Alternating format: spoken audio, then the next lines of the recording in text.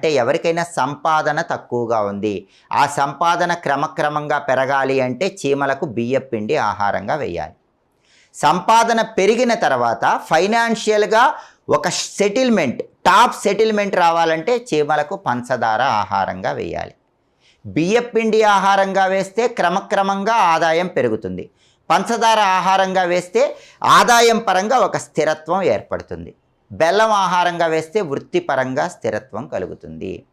అలాగే చీమలకి తేనె ఆహారంగా వేసినట్లయితే కుటుంబ కలహాల తీవ్రతను తగ్గింపజేసుకోవచ్చు. కుటుంబంలో సభ్యుల మధ్య అన్యోన్యత పెరుగుతుంది. అప్పుల సమస్యల నుంచి బయటపడాలంటే చీమలకు గోధుమ పిండి ఆహారంగా వేయాలి. కాబట్టి రహస్య పరిహార శాస్త్రం ఏం చెప్తుందంటే ప్రధానంగా చీమలకు 5 రకాలైనటువంటి ఆహార పదార్థాలు అందిస్తే అద్భుత ఫలితాలు కలుగుతాయని రహస్య పరిహార శాస్త్రం చెప్తుంది. 1 గోధుమ పిండి, 2 బియ్యం పిండి, 3 పంచదార.